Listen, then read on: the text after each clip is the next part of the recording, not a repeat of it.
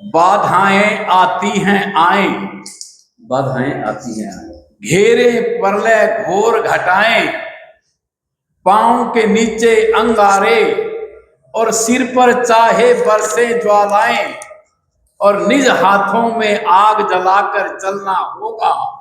एक पत्रकार को फिर भी कदम मिलाकर चलना होगा। एक पत्रकार को फिर भी कदम मिलाकर चलना होगा। एक पत्रकार का रोल, जैसा इस कविता में कहा गया, बहुत ही बड़ा रोल होता है।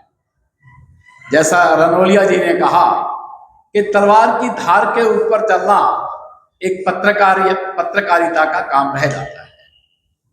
लेकिन पत्रकारिता हमारे देश में आजादी से पहले भी थी और आज भी है। मुझे एग्जैक्ट सन याद नहीं, लगभग 1800 कुछ के अंदर भारत के अंदर पहला अखबार आया। ये जो इतिहास कह रहा है, इंग्लैंड में 1600 कुछ में अखबार आया पहला, और वहीं से 1800 कुछ से आप मान सकते हैं कि भारत की पत्रकारिता का आरंभ हुआ। और समय समय के ऊपर पत्रकारिता के रूप जो हैं वो भी बदलते चले गए। आजादी से पहले जहां पत्रकारिता के अंदर, जो इस देश के अंदर बहुत सारी ऐसी चीजें थी जिनसे कि समाज कलंकित था, चाहे वो छुआछूत है, चाहे वो सती प्रथा है, चाहे कुछ और भी जो चीजें हैं, उनको दूर करने के लिए, समाज को जगाने के लिए पत्रकारों ने बहुत बड़ा रोल अदा किया। फिर आजादी का समय आया, पत्रकारों ने मिलकर जन जागरण आजादी के लिए किया कि हमने विदेशी जो शासन है उसका खात्मा करना है। विदेशी शासकों के प्रति जो घृणा का भाव है वो हमारे भारतीयों के अंदर पैदा करने के अंदर पत्रकारिता का बहुत बड़ा रोल रहा। स्वदेशी जागरण आया, स्वदेशी को अपनाने का भी अगर कहीं बीड़ा उठाया गया, वो हमारे जितने भी उस समय के लीडर रहे हैं उन सभी ने भी एक पत्रकारिता के माध्यम से, चाहे बेशक परोक्ष या प्रत्यक्ष रूप से, उन्होंने भी बीड़ा उठाया। महात्मा गांधी जी ने स्वयं ने हरिजन नाम का एक अखबार चलाया, नवजागरण नाम का एक अखबार चलाया, और उसके अंदर ये सारे विषय आते थे। और केसरी नाम का एक अखबार, शायद लोकमान्य तिलक जी का वो अखबार था, उसमें भी देश को जन जागरण की भावनाओं के साथ आजादी का जो जज्बा था वो पैदा करने के लिए आया। और भी बहुत सारे नेताओं ने मिलकर के पत्रकारिता का भी रोल किया, स्वतंत्रता सेनानी का भी रोल किया, और एक नेता का भी रोल उन्होंने निभाया। तो कई तरह के रोल निभाते चले गए। और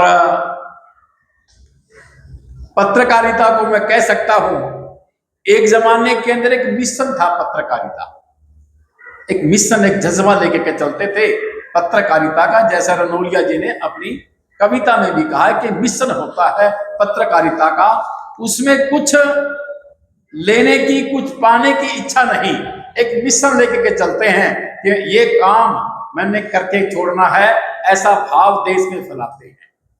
फिर पत्रकारिता का रूप बदला, प्रोफेशन के रूप में आया। मिशन से प्रोफेशन की तरफ ये पत्रकारिता चेंज हो गई, एक प्रोफेशन के रूप में अपनाया गया कि ये मेरा प्रोफेशन है।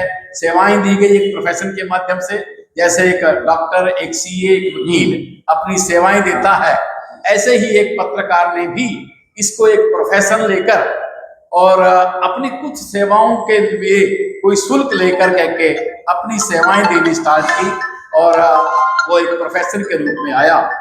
लेकिन जब से पत्रकारिता का कारपोरेटाइजेशन हुआ है, कारपोरेट हाथों में गई है जब से पत्रकारिता, तो तब से ये एक, पहले एक मिशन था, फिर ये एक प्रोफेशन हुआ, आज ये एक कमीशन बन गया। तो ये यहां तक पत्रकारिता आ चुकी है।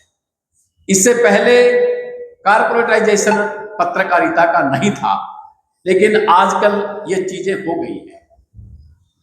और दो तरह का पत्रकारिता है, अब तीसरी तरह का भी भूषण जी ने जिक्र किया है। पहले एक प्रिंट मीडिया होता था, एक इलेक्ट्रॉनिक मीडिया होता था, और अब सोशल मीडिया भी आ गया है, तो सोशल मीडिया का भी बड़ा जोर है।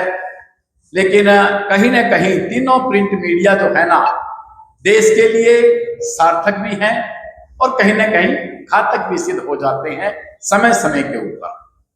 लेकिन एक पत्रकार, अगर वो एक सच्चा पत्रकार है, वो स्वच्छंद पत्रकार है, निर्भीक पत्रकार है, वो देश की सोच अपने साथ रखता है और ये चाहता है कि देश के राष्ट्र निर्माण के अंदर मैंने अपना, अगर कोई नंबर किसी का आता है तो वो आपकी पत्रकारिता का आता है।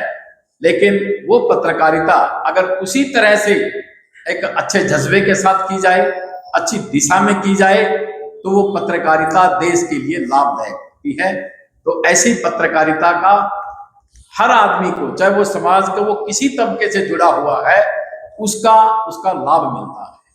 सूचनाएं देना पत्रकारिता का काम है, लेकिन एक आदर्श जो पत्रकार है वो एक आदर्श समाज और एक आदर्श व्यवस्था को बनाने के लिए भी एक बहुत ही सार्थक, बहुत ही ऊंचा और बहुत ही आदर्श रोल की चिड़िया कहलाता था। अगर उसको भारत का जो मान और सम्मान है फिर से हमने लौटाना है सभी लोगों को, तो उसमें पत्रकारिता का जो रोल है वो एक अहम रोल है।